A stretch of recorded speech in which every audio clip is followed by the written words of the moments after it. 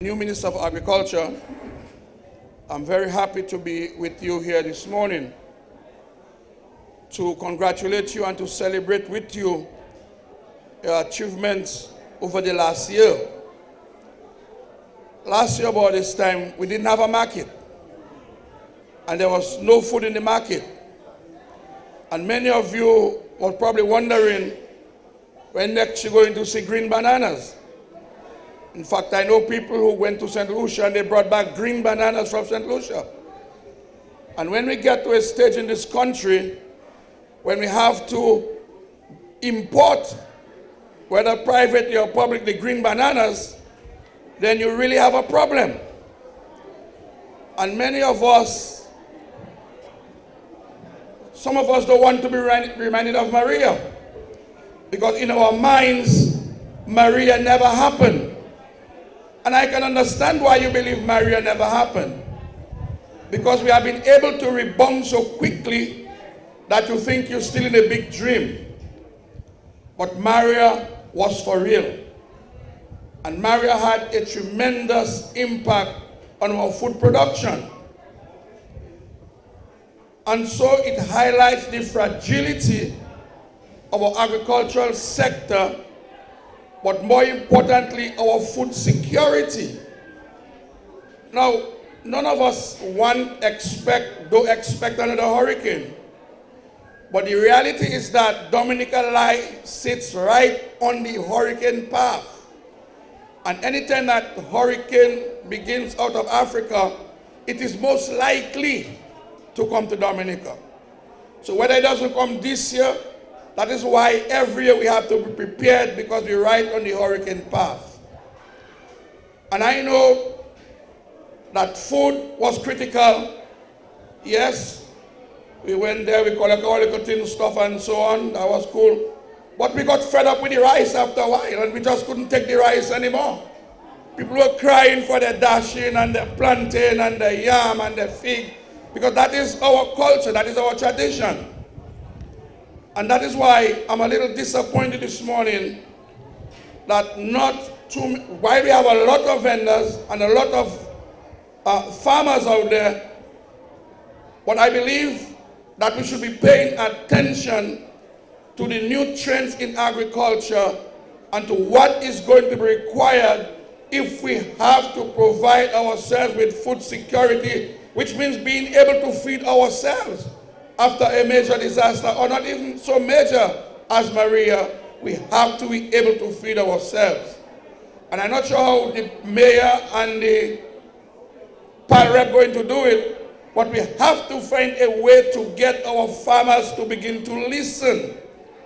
Because moving forward, we cannot do the things that we were doing as we used to do it before. Maria taught us a lot of lessons. And even now, while we have bounced back pretty well, we have a large variety of fruits, we have new challenges for agriculture. We are beginning to notice a new set of disease. A new set of disease we have now threatening our agricultural production.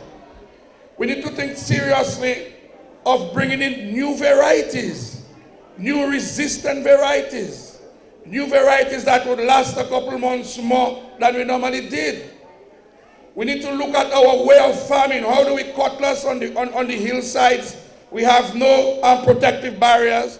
So once the rain falls, we lose all our topsoil. And as we lose our topsoil, we have a tendency to input more fertilizers into the soil. We're using more chemicals, we're using more weedicides, and that is not very healthy for our population. And so I believe that at every opportunity, we as farmers in particular, we get to understand some of the new farming practices. We have to be conscious and we have to be mindful. What have we done as a government following the passage of Maria? Farmers, bananas take 6 to 7 months before they start to grow again. You have the short-term crops, which you can get within 6 weeks, fruits and vegetables. You have things like potatoes and so, which normally give you 3 months crops. And what we're able to do is, one, to ensure that we provide and continue to provide inputs to the farmers free of cost and free of charge. And I have said to the ministry that on no occasion while I minister that we should ever have a shortage of fertilizers in this country. Because while I don't like fertilizers, but we have to continue to use it until we can find an alternative strategy, an alternative system to production.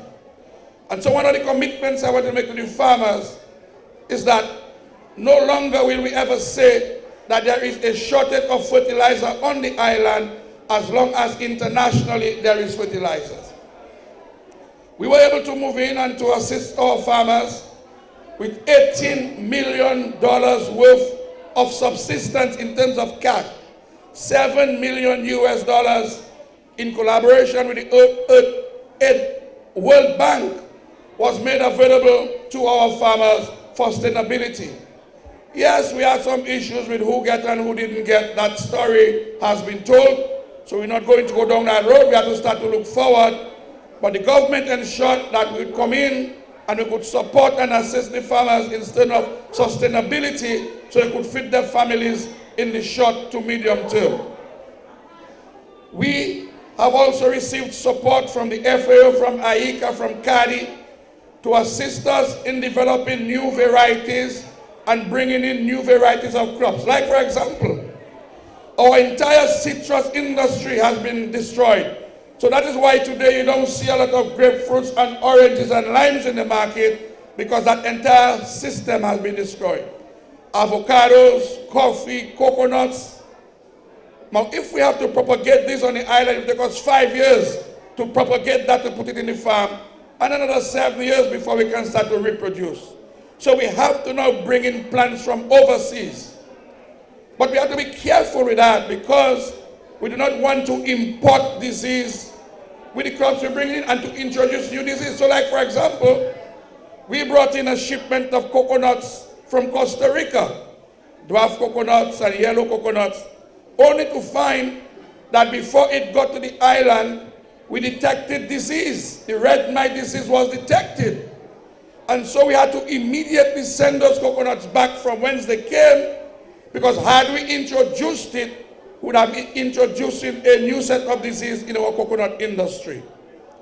We are expecting a shipment of citrus from Israel. Now those citrus plants will come, but they cannot come with any soil or with any leaves. So we have to have a special arrangement to bring in those citrus plants. And we're still working to ensure that whatever the variety we bring in does not compromise our existing varieties on the island. We need to begin a new system of plant propagation, because like I said, we have to begin to introduce new varieties, different varieties, and better varieties. For those farmers who took part in the white potato cultivation, you did excellently well, and sweet potatoes. We have to begin to produce more of those type of crops, because those are the crops that will survive a hurricane or a disaster, because they're underground. And so we have to reorient our farmers into what we believe is the right crop to plant first, to provide us with food security, so we can feed our people as quickly as possible after the disaster, and we can export. I just came back from Barbados, and I found out that in the region between Jamaica and Suriname, we import $4 billion worth of goods into the Caribbean region every year. $4 billion. And included in that is fresh fruits and vegetables. And there is nobody in the Caribbean who can produce more fresh fruits and vegetables than we here in Dominica. And so the issue of market is not an issue. The issue is, how do you get into the market, and how do you present the product into the market? And Titus made the point that no longer can we continue to just put dashing in bag and send away, put yam in bag and send away. You're on the side of the road there, the food on the ground, dogs passing on it. I mean, it's not acceptable. And with that attitude, our product will not be able to reach any market. So we have to begin to position ourselves to present the product in a way in which it can enter the markets of other countries. But there is a market for our agricultural produce. We also mentioned that with these three major hotels coming into the north of the country, there is no way the farmers in the north can produce enough fresh fruits and vegetables to supply those markets. And here goes your opportunity as farmers to supply the local market, but to also supply those hotels with fresh fruits and fresh vegetables. But we cannot continue to do it the same way, because those hotels are five-star hotels. Those hotels we have never seen in Dominica. And so our service, our agriculture, it has to be on a five-star level. And so we have to go for a period of orientation and reorientation that we can meet the needs of those facilities. Otherwise, you will find yourself with your little heap of carrot outside of the hotel, and you'll be seeing trucks of carrots from other countries coming into the hotel, and you outside of the hotel, and you cannot sell it because the produce is not of the quality that the hotels expect. You have to produce quality. And so the government will have to institute systems that will ensure our farmers will fall in line in quality production. But in Dominica, we don't like change. And every time we ask you, don't go to workshops. You believe that you know everything already. So why go to a workshop? But knowledge shall increase. And knowledge will continue to increase. And you may think that you're a little humble farmer selling your dashin, but there is so much more you can learn about production and presentation that you'll be amazed. I want to say to you that let us not take things for granted. Let us not believe that because we have come a long way, and I've said to you that 1 year is a very short time for the progress that we've made. And we also forget very quickly in Dominica where we were about the same time last year. And we just believe that we're here today and everything is nice and dandy, and we can go back to our old self and our own style. It cannot be business as usual in Dominica. It cannot be business as usual in agriculture. We have to go back to school, we have to change, and we have to become innovative. For the livestock farmers, your abattoir, I understand, is destroyed. But there is also great potential for meat production. We import $6 million worth of chicken and pork every year from overseas. And I want to say to you that the chicken and the pork that we receive from the United States or from wherever it comes is third-class chicken. Is second-grade chicken. It's chicken they're basically dumping on us because they take the best part of the chicken for themselves and their people, and they send to us $6 million worth of third, second, fourth grade chicken. We have an abattoir in this country, and we have an opportunity to produce all the chicken we can produce for ourselves. And the government, under the World Bank project, is going to be making available facilities for the production of chicken. We'll improve on the abattoir and produce meat and chicken and pork. And so there goes an opportunity for you as small livestock farmers and livestock producers to take advantage of the opportunities being presented by the government. One, that we can feed ourselves, and two, we can take charge of the export market. Fishing. We got beat up in the fishing sector, but we also have money for fishing, for improving the landing sites, for building boats, and for assisting fishermen. But you have to be organized.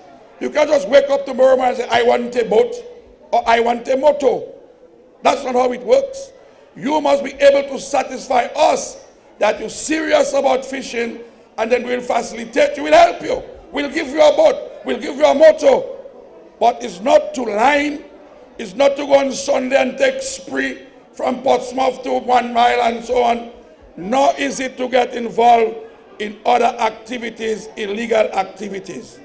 We'll be screening you to ensure that you have a history of fishing, that you're a serious fisherman, and you're willing to take your fishing seriously. We're also exploring new markets, like in Guadeloupe and in Martinique, because there's a very big market for fish. But you can only sell it if you have the proper certification. And that is why the catching of the fish, the processing of the fish, the packaging of the fish, it has to be done to a standard that it can enter regional and other markets. So I just want to say to you that as far as I'm concerned, the future of agriculture in this country is bright. Marika gave us a blow, but Maria also gave us opportunities, tremendous opportunities to do things differently and to take advantage of people will always want food. You don't have to always drink rum, but you always have to eat. No matter what religion, what race, what color, food is always going to be essential. And so the government is putting in place opportunities. We have 65 million EC dollars now under the World Bank project for you, the farmers. It's your money. And many of it will be in the form of grants in terms of inputs and equipment and infrastructure. But you have to position yourself to take it. That is what I'm saying. And when we have functions like this, yes, we're making a little change and so on. That's very good. We have our children to feed. It's fine. But we have to make time for tomorrow, for next month, for next year. Because the money you make today will be gone in a couple of days. But how do you sustain yourself? How do you sustain your livelihood if you're not prepared to learn new techniques, new opportunities? How will you know that there is $65 million for you? How will you know how to access that money? You have to be prepared to absorb the information. And so the Ministry of Agriculture is making itself available to sit with you, to discuss with the small cooperatives. Why are we not going back to the days when 3-4 of us come together and make a chicken pen because you there with your little 100 chicken laying some egg for you? That is not economically sustainable. If you do the maths, 100 chicken is not profitable. To make money from chicken, you must have 3,000 to 5,000 birds. And the opportunities are there. The money is available. The technical support is available. But you must avail yourself. You must make the time. Don't expect us to come to your doorstep and offer you money. You must come to us and say, look, I have a plan. I have a program. How can you assist me in making this a reality? So the farmers of this country, the vendors too, you are doing a tremendous job for your country. Without you, none of us would be standing up here this morning because we would not have food to eat. You are really the sustenance of our society. And we want to pledge to you our full support, to congratulate you on the tremendous job that you have done in 1 year to put fresh fruits and vegetables on our table. And nutritious food is going to be very important, and I don't want to talk about that today. But we have a serious problem of malnutrition and poor nutrition in this country. Yes, our belly full, but we're still hungry because we're not eating the right foods. We're not eating it. Go to our schools and see the number of children going to class and see the size, the level of obesity at our schools. Young children suffering from diabetes and hypertension. 9 years, 10 years, 13 years. And when you have diabetes and hypertension, it normally follows you for your entire life. And the devastating impact of that on our human resource is tremendous. And so we need to sit down and also address the question of nutrition. How do we eat properly? How do we eat healthily? And how we can sustain a healthy and strong society. I want to wish you well. I am your humble servant. Everybody know my number. Everybody know how to contact me. I am prepared to work with you, but you must be prepared to work with us in sustaining our food security and producing food for that large export market that we have within the OECS and the CARICOM region. So thank you, and God bless you.